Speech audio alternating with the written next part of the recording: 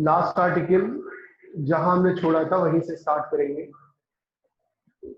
दिखाइए ना।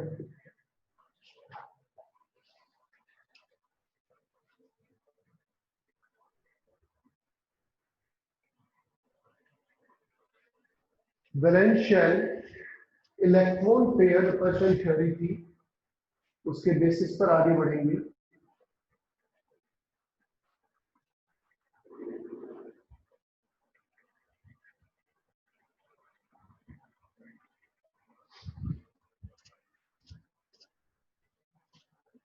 अच्छा, सबसे पहले तो जो मैं आपको कुछ पेपर्स के डाउट्स के बारे में बताऊं। कुछ क्वेश्चंस तो अननेसेसरी नंबर बढ़ रहे थे, जैसे किसी बच्चे ने पूछा कि ये फलाना एटम या एलिमेंट किस पीरियड किस ग्रुप में है, जैसे मान लीजिए सीजियम है या कैलिफोर्नियम है या कोई भी। ये ऐसे क्वेश्चन बड़े आसान होते हैं जिनका आंसर आप खुद भी ढूंढ के निकाल सकते हैं पीरियोडिक टेबल सामने रखकर। तो आप इस बात को ध्यान दें इस चीज को। और फिर मैं आज और बाकी क्वेश्चन और देखता हूँ कि आप लोगों ने क्या इसमें भेजा है, लेकिन सुपरफिशियली मुझे ऐसा लगा कि वो सारे फैक्चुअल क्वेश्चंस का दिखता है। कल एक टॉपिक आया था इलेक्ट्रॉन क्लाउड का, कि जैसे लोन पेयर वाली बात। दो लोन पेयर के बीच का रिपल्सिव फोर्स ज्यादा होता है बॉन्ड पेयर से। तो मैंने ये कहा था कि जो लोन पेयर होता है उसका इलेक्ट्रॉन होता है, उसके जो इलेक्ट्रॉन्स क्लाउड होंगे वो वहीं की वहीं लोकलाइज्ड होते हैं, फिक्स्ड होते हैं। जबकि बॉन्ड पेयर दो एटम के बीच में डिफ्यूज होता है, फैला हुआ होता है सब जगह, इसलिए वहां रिपल्सिव फोर्स कम हो जाते हैं। तो जब बॉन्ड पेयर का मतलब होता है कि जैसे एक एटम है ए, दूसरा एटम है बी, तो जो इलेक्ट्रॉन क्लाउड होगा वो इन दोनों एटम के बीच में डिफ्यूज होगा। और जबकि लोन पेयर जो होता है उसका जो इलेक्ट्रॉन क्लाउड है वो वहीं की वहीं फिक्स होगा। तो एक है वहीं की वहीं लोकलाइज्ड या फिक्स होना, और एक होना डिफ्यूज होना, फैल जाना। फैल जाने की वजह से रिपल्सिव फोर्स कम हो जाता है। तो कल लास्ट हमने टेट्राहेड्रल लिखाया था, अब आगे बढ़ेंगे। लिखिए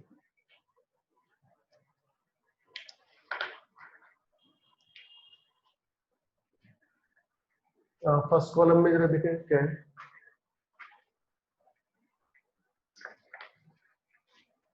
फर्स्ट कॉलम था number of electron pair around central atom, यह लिखे 5।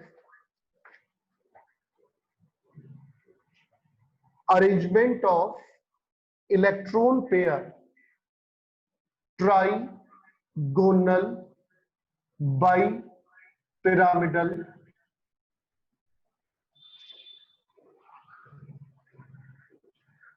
देखिए, जब 5 इलेक्ट्रॉन पेयर होते हैं तो उनका अरेंजमेंट ट्राइगोनल बाई पिरामिडल होता है। जैसे ये सेंट्रल एटम, ये ट्राइगन, ये सेंट्रल एटम हो गया मान लीजिए ए, दिस इज ए, और ये 3 एटम ट्राइगन पर है, और ये हो गया अगला इलेक्ट्रॉन पेयर जैसे बी। तो ट्राइगोनल और 2 पिरामिड बन जाते हैं, एक ऊपर और एक नीचे। तो ट्राइगोनल बाई पिरामिडल है ये अरेंजमेंट, जिसमें ये एंगल 180 डिग्री का होगा, ये एंगल 120 डिग्री का होगा, और ये एंगल 90 डिग्री का हो जाएगा। नोट करें, ये trigonal bi pyramidal arrangement.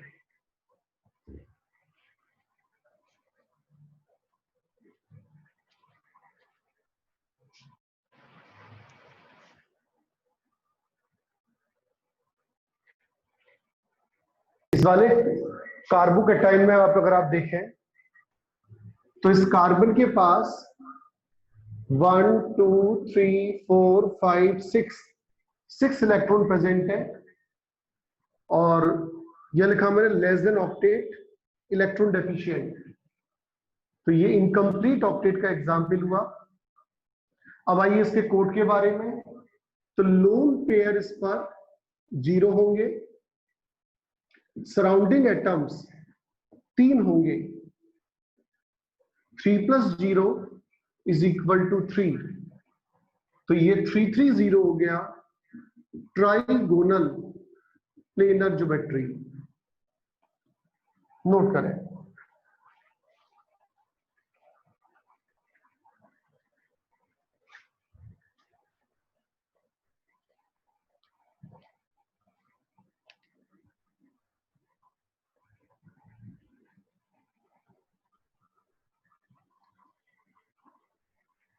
Next example. अच्छा, पहले मैं आपसे इतना पूछ लूं कि मैंने अभी आपको 2 कोड कराए, 220 वाला और 330 वाला। क्या आप लोगों को ये समझ में आ गया है, या कोई ऐसा भी बच्चा है जो इसकी नहीं समझ में आया? अरे क्षितिज खुद से, तुम तो आउट ऑफ द वर्ल्ड जाके बात करते हो। कोई लोन पेयर कहाँ है CH3 पॉजिटिव पर? तुम ये देखो भाई, यहां पर कहाँ है लोन पेयर? बताओ बताओ कहाँ है लोन पेयर? कार्बन के पास 4 इलेक्ट्रॉन है, 1 2 3, और 4th का लॉस हो गया। प्लस का मतलब लॉस होता है भाई।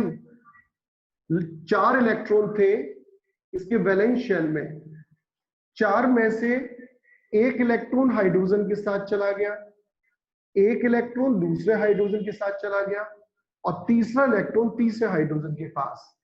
तो 4 इलेक्ट्रॉन थे, प्लस का मतलब 1 इलेक्ट्रॉन का लॉस हो गया, बचे कितने? 3 इलेक्ट्रॉन। तो लोन पेयर का सवाल ही नहीं उठता बेटे, ध्यान दे।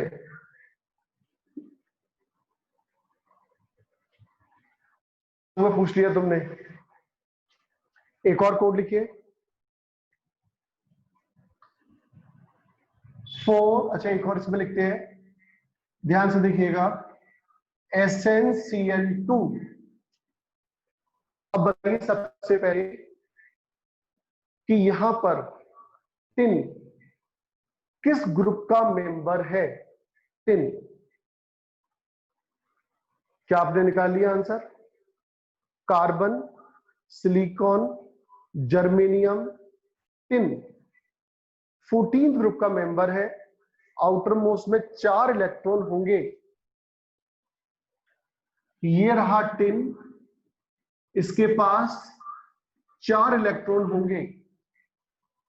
4 में से 1 इलेक्ट्रॉन क्लोरीन के साथ चला गया बॉन्ड बनाने में, 1 इलेक्ट्रॉन क्लोरीन के साथ चला गया बॉन्ड बनाने में।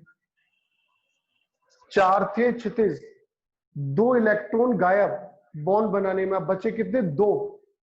2 इलेक्ट्रॉन का मतलब हो गया एक पेयर, जिसे आप बोलते हैं लोन पेयर। तो नंबर ऑफ लोन पेयर्स हो गए 1, 2 सराउंडिंग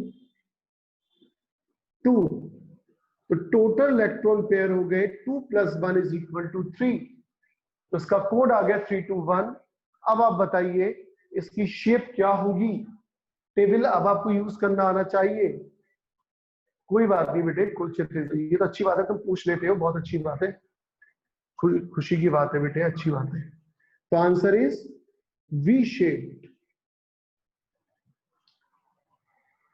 मैक्सिमम 10 से 12 एग्जाम्पल आपको प्रैक्टिस करा दूं, मतलब मैं तो ज्यादा कराऊंगा, लेकिन मुझे यकीन है कि 10 से 12, ज्यादा से ज्यादा 13 14 क्वेश्चन मान लो, 15 मान लो मैक्सिमम। 15 क्वेश्चन के बाद आप पेन भी नहीं चलाएंगे, आप इन सब क्वेश्चन को हवा में करने लायक हो जाएंगे। जितनी जल्दी आप क्वेश्चंस को सॉल्व करेंगे उतनी अच्छी रैंक आती है। ज्यादा लिखोगे तो खराब रैंक आएगी, दिमाग ज्यादा चलेगा तो रैंक अच्छी आएगी। सीधा सीधा कॉन्सेप्ट है।